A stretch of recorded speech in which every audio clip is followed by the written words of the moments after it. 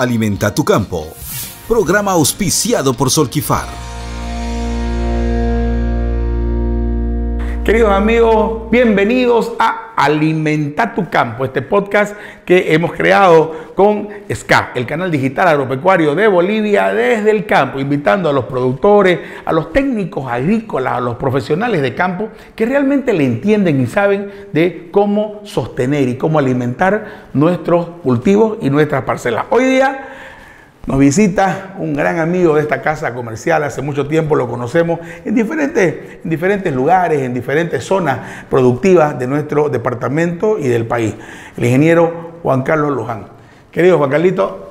Gracias, Pablo. Qué gusto tenerte aquí en la casa, realmente ha sido un gran placer saber que aceptaste la invitación para venir al canal y bueno, contarle a nuestros amigos y bueno, conversar con ellos en este podcast de lo que nos apasiona, Juan Carlos. Pero para eso yo te pido que iniciemos contándole de repente a algunos jóvenes que están saliendo egresados, que están entrando ya en la producción de alimentos, ¿quién es Juan Carlos Luján? Bueno, gracias por tus palabras, Pablo. Saludar al público que nos está viendo. Bueno, Juan Carlos Luján es un cruceño, un nuevo cruceño, nacido de padre cochabambino y madre cruceña. Toda mi vida, desde el colegio, he estado viviendo acá. Me apasioné mucho el campo, directamente yendo con mi abuela materna a Samipata. Y ver los valles, la productividad en esa zona, fue lo que me gustó, me hizo descubrir una pasión hacia el campo.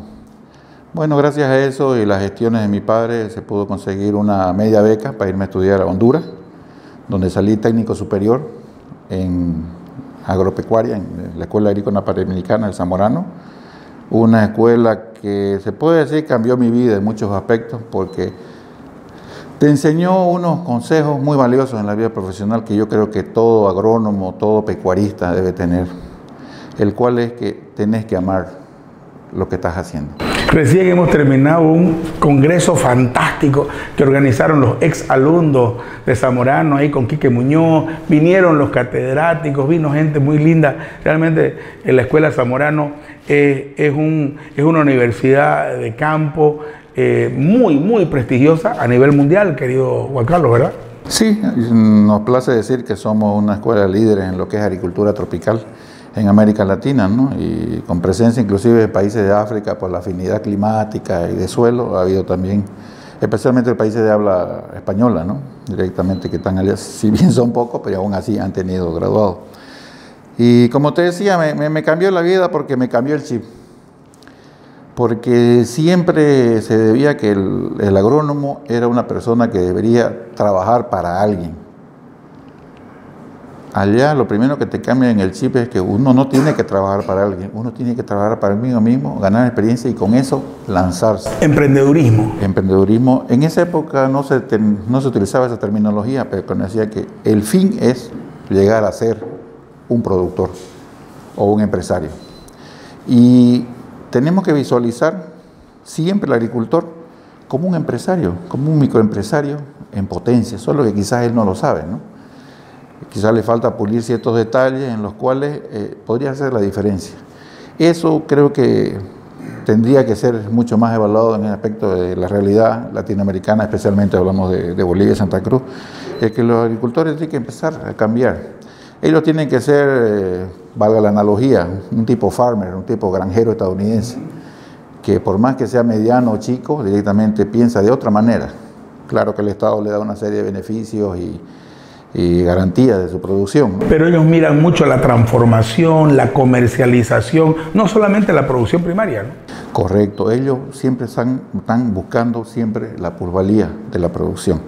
Directamente, no solamente son productores de maíz, ya directamente son acopiadores de maíz, ellos muchas veces hacen su propio alimento balanceado, compran núcleo de un lado de otro y producen y venden cerdo. Le dan el valor agregado. Es algo ya que está combinado dentro de la forma de pensar de esos agricultores, que es lo que aquí lamentablemente no se ha desarrollado todavía por un sinnúmero de factores, pero eso es lo que tiene que variar.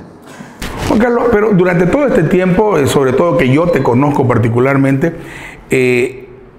voy a atreverme a decir que te has especializado y que te has convertido, para mí por lo menos, en un experto en planes nutricionales. Y eso es lo que realmente me gustaría que le comentemos a todos nuestros amigos que nos están siguiendo en este podcast hoy, y algunos tips de diferencia entre el tema de qué es un plan nutricional y un plan nutricional para el suelo o un plan nutricional para las plantas. Contame un poquito cómo es que lo manejan ustedes. Bueno, en el transcurso de unos 15 o 20 años ya me he especializado más en planes nutricionales. ¿Por qué digo planes nutricionales y no fertilización? Porque la fertilización es una parte de un plan nutricional. El plan nutricional es analizar directamente los datos que sacas en campo. Se puede hacer las calicatas, pruebas físico-químicas y lo mejor y preferible es un análisis de suelo, ¿no? Esa interpretación que vos ponés y según la realidad de la agroclimática de la zona, las expectativas del productor, los cultivos que se adaptan, que se realice un plan nutricional. Y dentro del plan nutricional, reitero, viene la parte de fertilización, que es sí el hecho de aplicar el producto. Cálculo, aplicación, etcétera. Y ahora, sobre tu segunda pregunta, sí, en todo este tiempo se ha tratado de simplificar esto de decir, nosotros damos a comer directamente a la planta y solo nos interesa la planta X, saca X cantidad y eso nomás tenemos que echarle al suelo, como si fuera esto algo matemático, 2 más 2, 4, y no es así. Estamos hablando de algo vivo, algo dinámico, algo que cambia en cualquier momento. Entonces, eso tiene que tomar en cuenta un plan nutricional, el aspecto biológico, el aspecto vivo de esta situación. Y antiguamente, como te decía, ese era el plan. Lo que la planta salía, se alimentaba la planta, no el suelo. Ahora se ha demostrado que el suelo en sí interactúa todos los elementos entre sí. Directamente a lo que se habla ahora es de nutrir, de balancear el suelo, que normalmente en los suelos agrícolas, por las mismas extracciones y movimientos que hace el humano, se hace un desbalance que siempre es natural. Ese desbalance, lo que se trata con la fertilización es corregirlo para que la planta tenga todo a su disposición y pueda rendir en su máximo potencial genético, ¿no? Eso es importante, por ejemplo, lo que comentás, porque nosotros, los seres humanos, en realidad todos los seres vivos tenemos deficiencias de algún tipo de nutrientes, ¿no? Siempre nosotros escuchamos decir esa zona es deficiente en fósforo, ¿no? O pongámosle a un maíz, qué sé yo, hidrógeno, o pongámosle lo que necesita ese cultivo para poder rendir mayor volumen por hectárea, ¿no es cierto? Entonces, ahí lo importante es que esos nutrientes puedan también disponerse para la planta, ¿no? Sí, efectivamente, te digo un caso, ¿no? O sea, todo suelo tropical es deficiente en fósforo. Raros son los suelos tropicales que tengan cantidad de fósforo. Eso viene de su formación, del tipo de roca, lo que proviene directamente. Ahora, lo que se ha acentuado son la deficiencia de cierto tipo de nutrientes. A capítulo aparte es el nitrógeno, porque el nitrógeno está muy asociado a la materia orgánica. Normalmente cuando se desbosca, se hace un desmonte, la materia orgánica está en cantidades superiores a 2, 3%, 4%, que es lo idóneo, ¿no? O sea, y ese es el fenómeno que al principio no necesita nada, porque todo está bien nutrido. El problema es la extracción y la no restitución, ahí vienen los desbalances y el nitrógeno siempre va a ser desbalanceado en un suelo agrícola. Pero lo que te tiene que fijar es básicamente el principal factor que falta serían los suelos tropicales, reitero, fósforo. Otros suelos son el fósforo acompañado con zinc. Ahora están muy de boga lo que es el aspecto de los micronutrientes, especialmente el boro. El boro es un elemento que ahora está también bastante deficiente. El potasio normalmente, salvo que sea un suelo cañero de muchos años de explotación, normalmente es más que suficiente en muchos de los suelos. Y cuando hablamos, por ejemplo, de una propiedad como el boro, estamos hablando de que el boro le va a ayudar a la planta por pensar en algo para la floración, para que esa flor no caiga. Tiene sus puntos especiales ese nutriente, ¿verdad? Y yo me atrevería, por eso que están de boga los calcioboros. El calcio ayuda a lo que es la fijación, el desarrollo de estructuras en la floración y evita que haya la formación de esas capas que contribuyen a la caída de la flor. Y el boro, lo que es importante es que ayuda a la viabilidad del polen, ¿no? cuando falta el boro, directamente ocurren las fallas en la fecundación, y por eso que, por ejemplo, en las mazorcas de maíz pillamos ciertos granos que no se desarrollaron, los huecos. En las leguminosas directamente el número de vainas es menos en realidad que debería producir por planta, o la genética de esa variedad. Así que es importante los micronutrientes. Ahora recién se le da la real importancia, porque bueno, quizás antes los contenidos de materia orgánica no bajaron tanto, ¿no? Ahora con la intensificación de la producción agrícola sí son un factor a tomar en cuenta. De todas maneras, es importante de que nosotros todos entendamos de que esa microfauna, esa microbiota que está ahí, es indispensable tenerla constantemente reconstituida, si vale el término, y también para eso nosotros necesitamos ir alimentando ese suelo, ese campo, para que perdure en esa agricultura que todos buscamos, sostenible en el tiempo, ¿no? Sí, eso es algo que, bueno, aquí es novedoso, en otros lugares ya se sabía, y más bien por eso hubo restricciones de cierto uso de ciertos agroquímicos que contribuían a diezmar la flora y fauna de la rizósfera, que es la capa donde normalmente se desarrollan las raíces de los cultivos, ¿no? Ahora ha llegado a nosotros eso, que todavía, gracias a Dios, no estamos a un nivel que llegaron los países más desarrollados de estar, ¿no? De casi esterilizar los suelos por el excesivo uso de químicos, ¿no?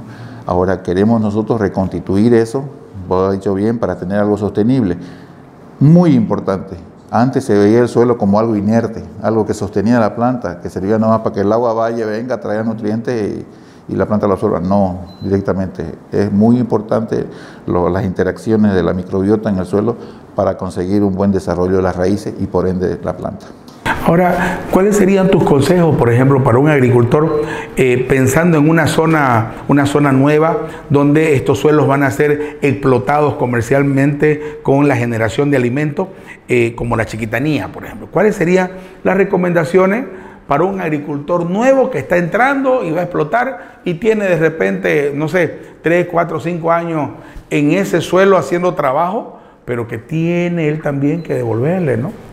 Sí, correcto, vos lo has dicho muy bien. La nueva frontera de la chiquitanía, ¿no?, ha permitido desarrollar, inclusive en las condiciones extremas de la campaña pasada, es lo que ha levantado los promedios de rendimiento, ¿no?, porque al ser un suelo nuevo, produjo más. Pero la chiquitanía como tal también tiene sus restricciones, ¿no? A diferencia de la zona integrada, los suelos no son ligeramente alcalinos, los suelos son más bien ácidos o fuertemente ácidos, ¿no? Lo que allá hay que precautelar es ese balance de reducir la acidez, manejar la acidez a niveles aceptables y con ello contribuir a un desarrollo adecuado. Tengan en cuenta algo, o sea, si usted directamente no corrige la acidez, la disponibilidad de ciertos nutrientes va a ser muy, muy restringida. O sea, de nada va a servir que el agricultor gaste. Vos debes saber que todos los fertilizantes químicos, la suba ha sido increíble en esta época, están demasiado caros muchas veces. Imagínense un producto caro que no sea absorbido adecuadamente, no conviene a cualquiera. Entonces, directamente lo que vemos con la acidez es disponibilizar más ese tipo de nutrientes para que la planta produzca más y por ende la explotación sea sostenible, ¿no? Yo lo primero que sugeriría es que si un agricultor va a incursionar en esa zona es que se haga asesorar bien antes de hacer los desmontes, que hagan estudios de suelo, relevamiento orográfico para ver bien directamente dónde va a desmontar, porque lamentablemente te cuento que he visto casos de desmonte que en unas laderas demasiado empinadas, ¿no?, o en unas depresiones que al lado de ríos, al lado de cursos de agua o en bofedales, no necesitaba tomar, inclusive no van a hacer, y si quieren hacerlo agrícola, lo que van a gastar es mucha plata para no llegar a nada, ¿no? Y eso hubiera sido su reserva en agua, muchas en cosas madera. Directamente, y inclusive hay que ver los ambientes, ¿no? Los ambientes A, B, C y C definitivamente no es para agricultura.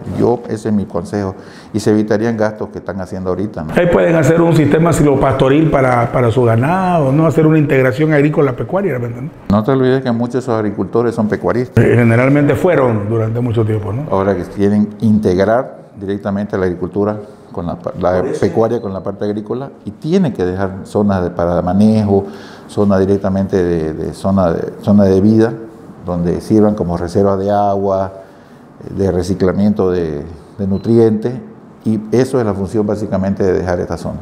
Te iba a comentar que por eso es que es vital realmente un asesor agrícola, un asesor agropecuario en su conjunto que pueda llegar y decirle, usted debería hacer esto, y sus cortinas tienen que hacerlas así, y sus lotes deben ser en esta dirección por el tema viento. Es vital un asesoramiento así, ¿no? Tiene que hacerse. Lamentablemente el gobierno a todos los niveles ha sido negligente al respecto, ¿no? Con dictar normas que no la hacía cumplir, con ello estaba suficiente, pero he visto propiedades lamentablemente que parece una pradera de un país europeo, no deja un solo árbol, y eso está mal, hay que decirlo, está mal, no debe hacerse eso. Los cursos de agua lo han rellenado, imagínense eso, va a tener problemas de drenaje, la pendiente no la han respetado, han sembrado en contra de la pendiente. Todas esas cosas contribuyen a degradar un ambiente productivo. Porque hay que cuidar hasta las propias correntías, pues, ¿no? De la interna, directamente, es cierto. Y vos lo has dicho, eso es por no preguntar a las personas. ¿Asesoramiento? Correcta, en este paso, un asesor agrícola pecuario que le podría dar normas y pautas al respecto. Señores, una charla espectacular, fantástica, porque estas son las cosas que nosotros debemos escuchar, tomar en cuenta, de gente que tiene bastante experiencia, a pesar de la juventud de Juan Carlos todavía, pero bastante experiencia ya en campo, trabajando en diferentes zonas de nuestro departamento que producen alimentos. Espérenos, porque enseguida retornamos con más. Vamos a cumplir con nuestro auspiciador, porque Solquifar hace posible que nosotros lleguemos hasta ustedes y podamos conversar con profesionales de alto nivel como Juan Carlos Luján. Enseguida retornamos con más de Alimenta tu Campo. Ya volvemos.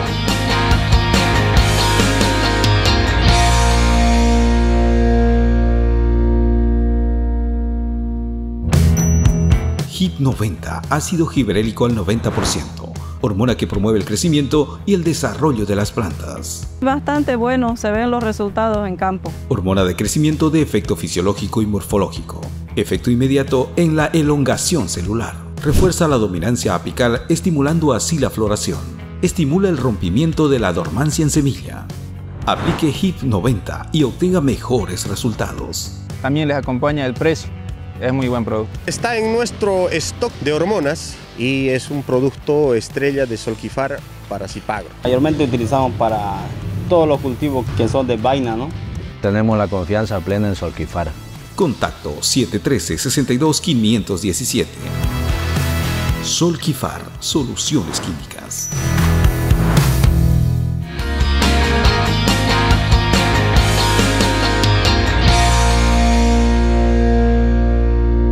Volvemos nuevamente con Alimenta tu Campo, un programa auspiciado por Solquifar. Y querido Juan Carlos, te comento que este es un obsequio de nuestros amigos de Soluciones Químicas, Solquifar, que nos traen siempre un obsequio para nuestros agrónomos, para los invitados que tenemos siempre, hablando de cómo alimentar los suelos, cómo alimentar los campos para seguir produciendo alimentos, Juan Carlos, que es lo que nosotros queremos.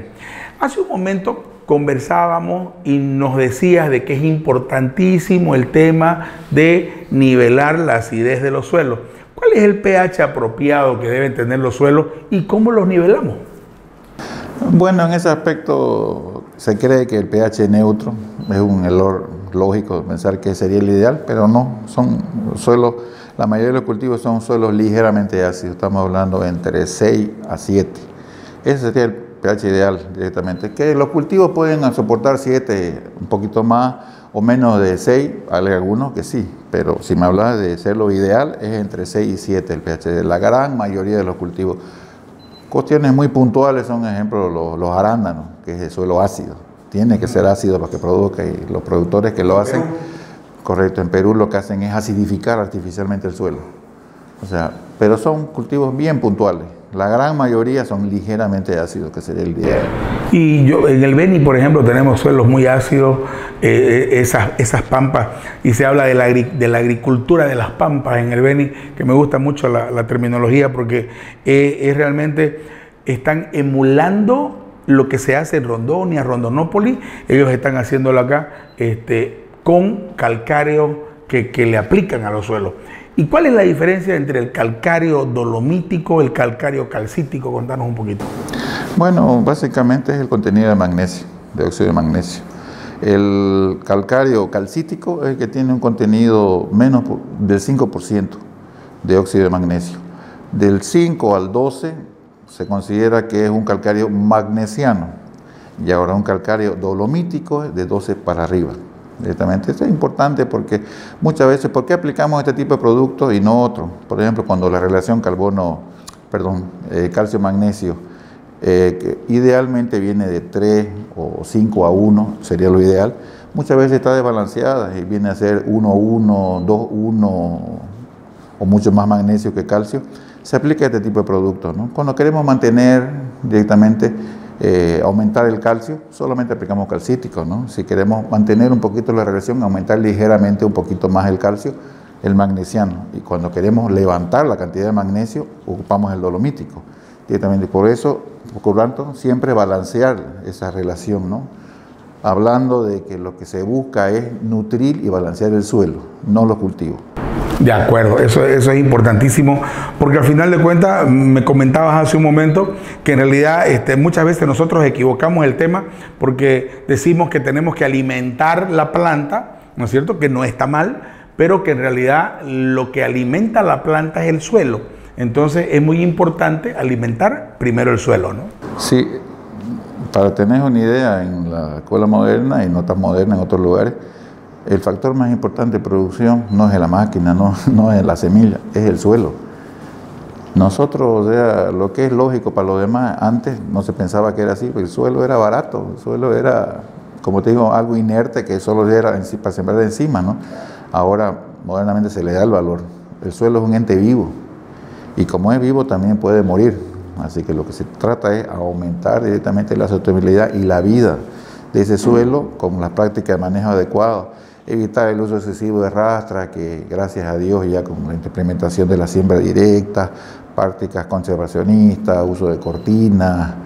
He visto en ciertos lugares que en los que están las aterrazamientos o las curvas de nivel que ya están desarrollándose en la zona de Chiquitanía, especialmente porque no es tan plana como podría pensarse. Concepción, ¿no? No es muy plano directamente, ya están haciendo eso como algo normal, y eso me gusta porque es una forma de darle más vida al suelo. De acuerdo.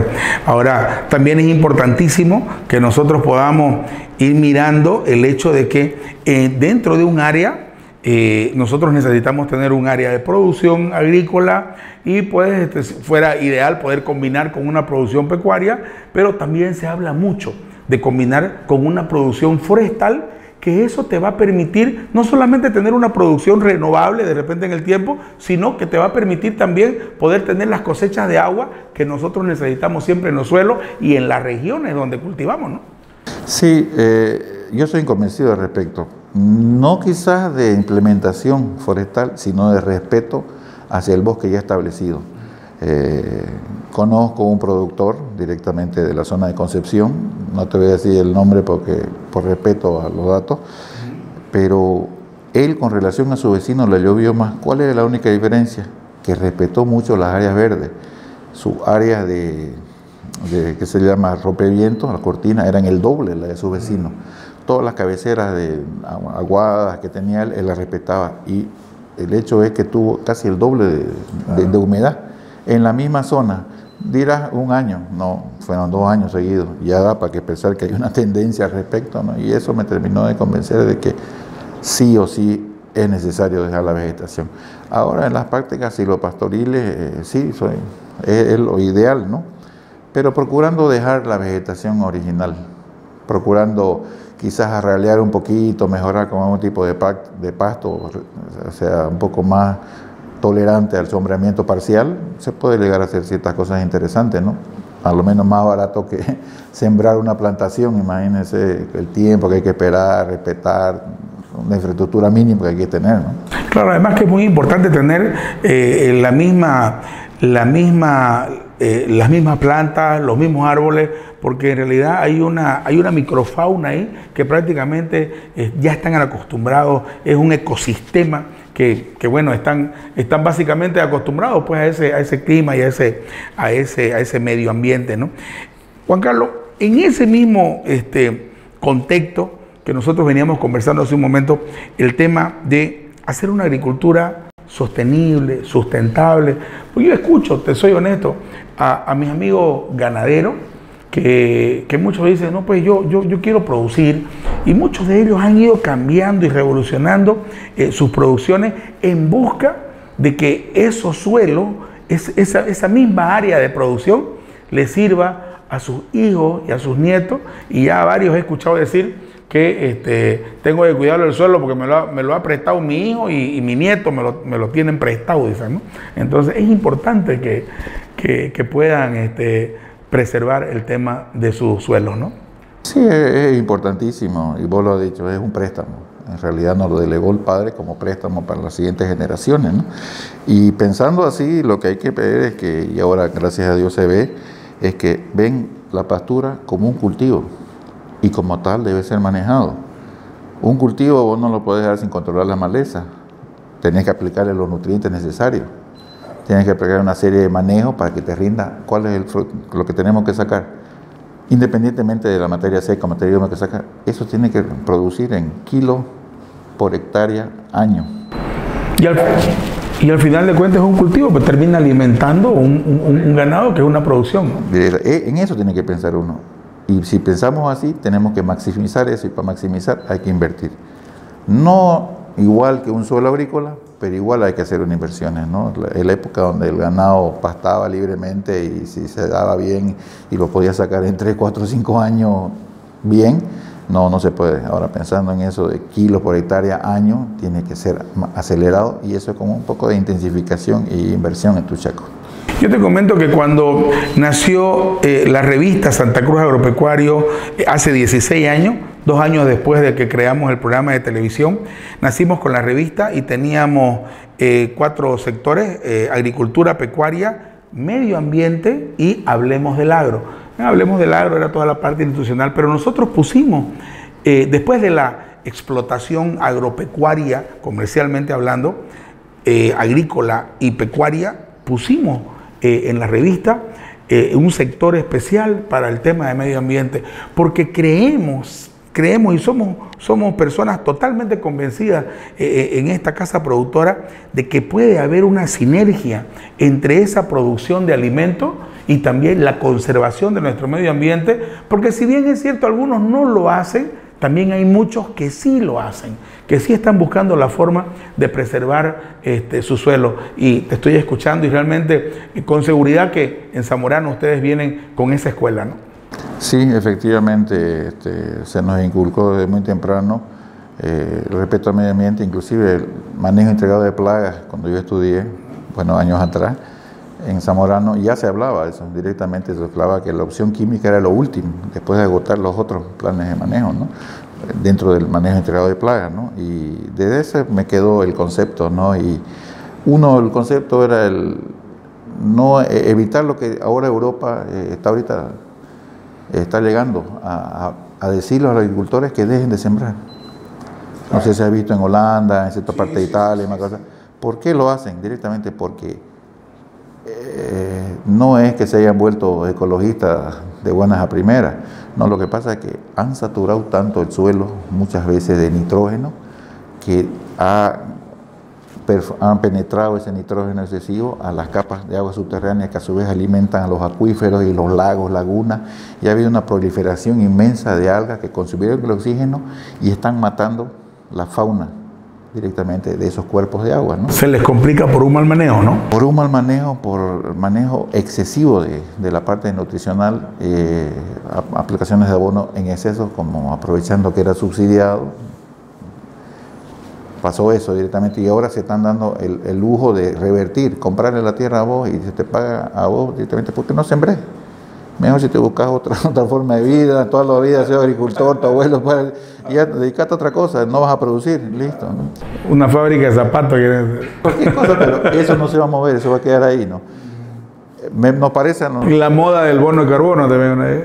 También es otra forma directamente, ¿no? Pero No queremos llegar a eso, por supuesto, ¿no? El agricultor nace agricultor y te lleva por las venas. Juan Carlos, vos los conocés, yo los conozco.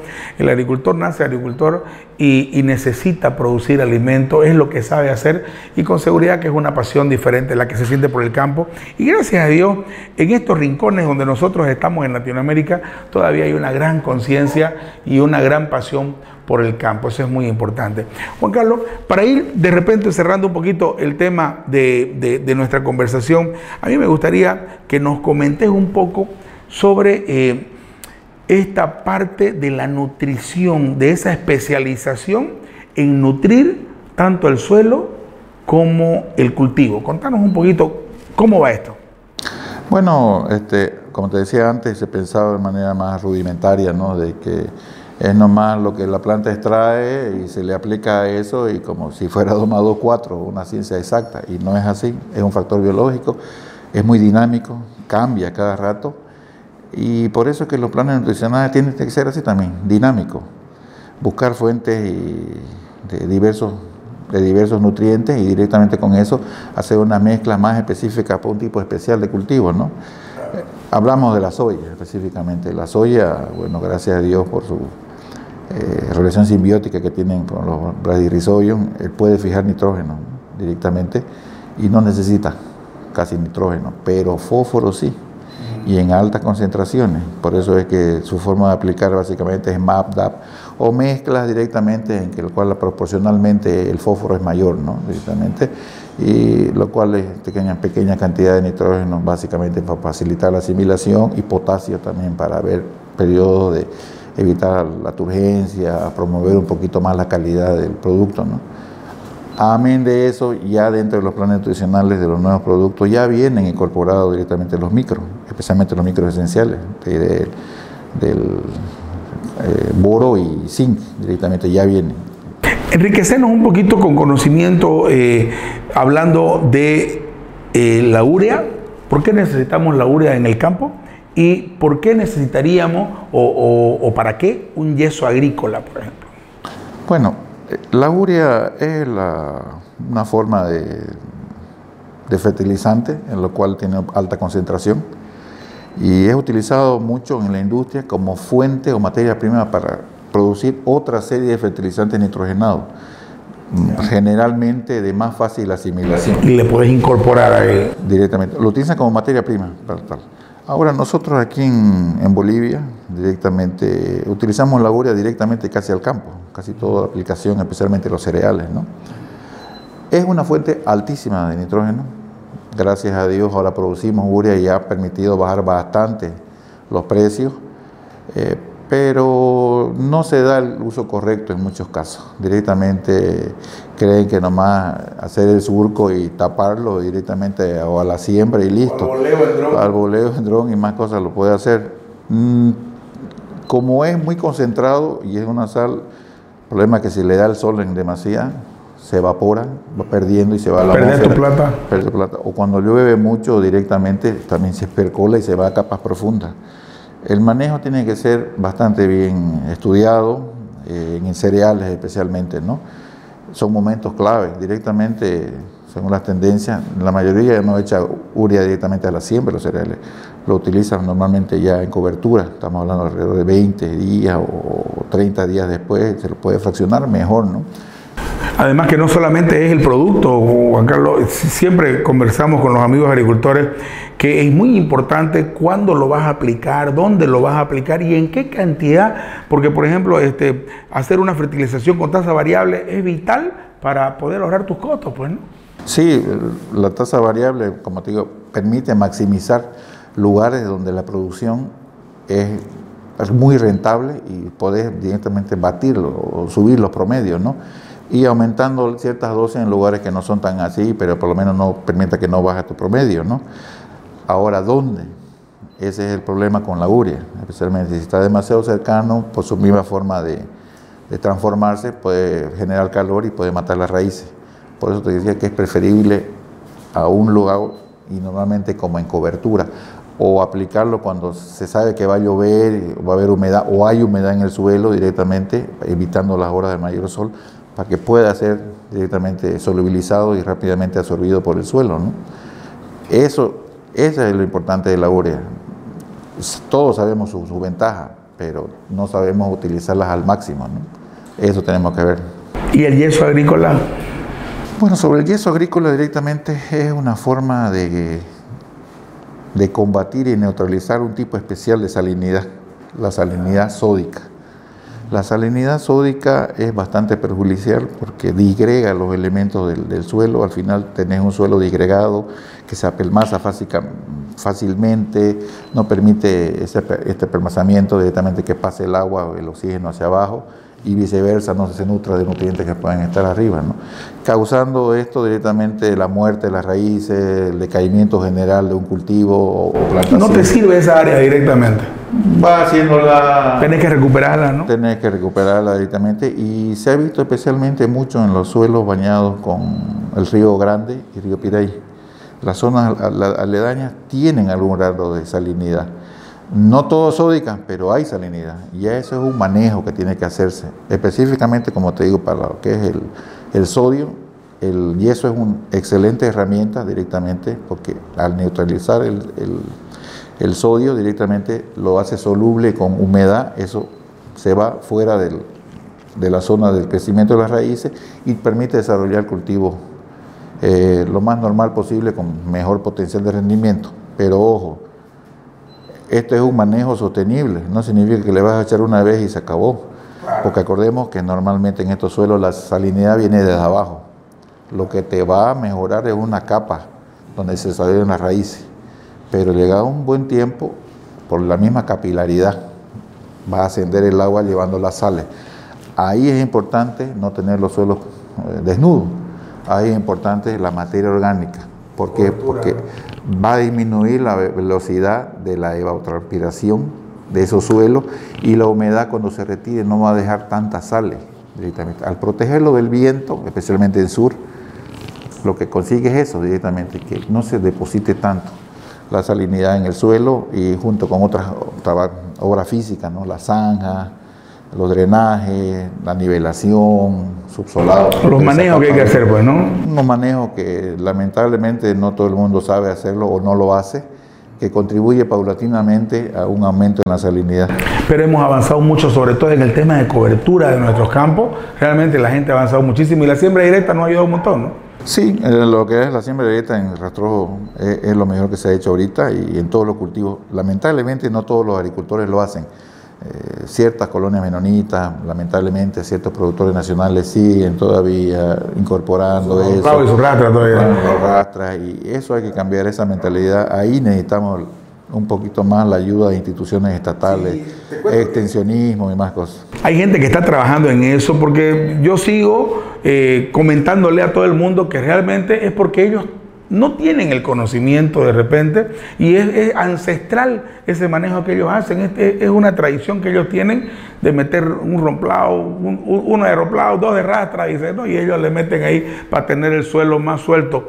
Realmente es un trabajo que tenemos que hacer nosotros con toda esa gente, esas colonias sobre todo que producen alimentos, que colaboran con la generación de alimentos para este país, pero hay que, como decís, capacitarlo, enseñarles que puedan tener el conocimiento para que puedan manejar mejor el suelo.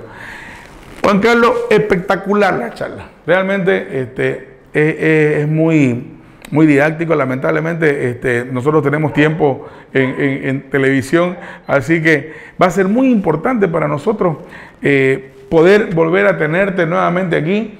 Por favor, yo quiero que le mandes, sé que estás asesorando a diferentes agricultores en la zona agrícola de nuestro departamento. El saludo para todos ellos, para tus amigos que te conocen, que hace mucho tiempo que vos estás ahí con ellos, asesorándolos, ayudándolos a producir alimentos. Gracias, Pablo. Bueno, mando saludos directamente a toda la gente de campo, la gente que sigue poniéndole el hombro al país para producir alimentos, para seguir adelante, para generar riqueza, traer coloquialmente dólares directamente y que la economía siga moviéndose. Estamos a la disposición, poniéndole siempre el hombro al sector agrícola pecuario en el departamento, yo y un montón de personas como yo. Valoremos los agrónomos el trabajo que hacemos Estámonos orgullosos y sigamos adelante para desarrollar más el potencial de nuestra tierra. Juan Carlito, muchas gracias por visitarnos, por tu charla, realmente un placer. Señores, esto ha sido Alimenta tu Campo, hoy con un invitado de lujo, el ingeniero Juan Carlos Luján. Con nosotros será hasta un próximo podcast con el auspicio de Solquifar. Gracias. Alimenta tu campo. Este programa fue auspiciado por Solquifar.